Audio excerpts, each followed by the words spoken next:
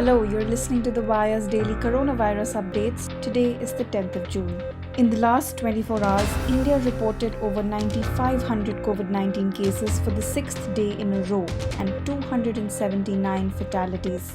According to official data, for the first time ever today, the total recoveries were higher than the total active cases by a margin of around 1,500.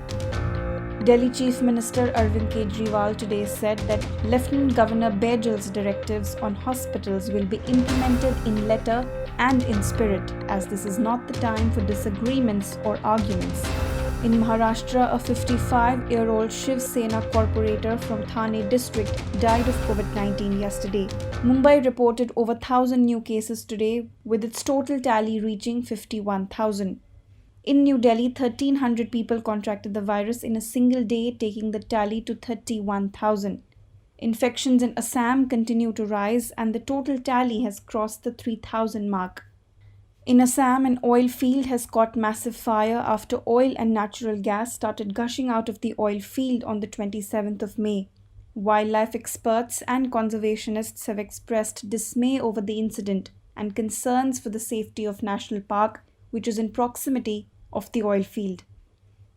DMK's legislator J. Anbaragan died of COVID-19 in Chennai today. DMK President M.K. Stalin condoled his death and paid tributes to him. Anbaragan, who had comorbidities including chronic kidney disease, was put on ventilator after his respiratory distress worsened.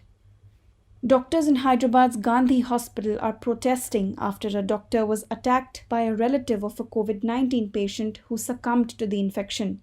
Doctors of Gandhi Hospital are demanding protection. They're demanding that other hospitals must share their burden of COVID-19 cases. Currently, the Gandhi Hospital is the only designated COVID-19 hospital in the city. A junior doctor has been quoted in the Indian Express saying that the patient was serious for the last 2 days and he was advised to stay in bed and use the CPAP machine for breathing. But going against medical advice, the patient walked up to the toilet, due to which there was a strain on his body and he collapsed and died. Later, the junior doctor explained that 2 attendants came into the hospital, breaching the security. They entered the room and started beating doctors with plastic stools and iron rods. A case has been filed against the perpetrators. According to an official order issued yesterday, government and private hospitals in Delhi will now have to prominently display information about the availability of beds on a flex board at their main gates. Earlier this month, the Delhi government launched Delhi's Corona mobile application, which shows the availability of beds in hospitals, but some families have alleged discrepancies in the data on the mobile app. They said that when they checked the mobile app, there were beds available, but when they reached the hospital, they were turned away. According to the latest order, a flex board of 12 feet by 10 feet should be placed at the entry gate of all hospitals. A day after removing the clause pertaining to testing of dead bodies with influenza-like symptoms and SARI symptoms, the Karnataka Health Department today said that the order has been restored. It was restored on Tuesday following directions from the Government of India. The Karnataka State Department will now test all dead bodies for COVID-19, and if the result comes positive, all close contacts will be tested as primary contacts.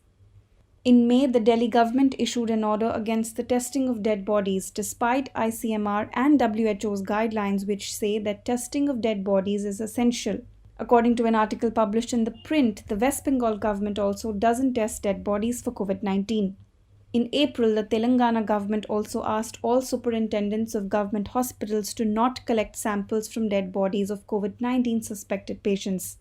But this order was challenged in the Telangana High Court, and the court directed the government to collect blood samples of dead persons to verify if they had the infection.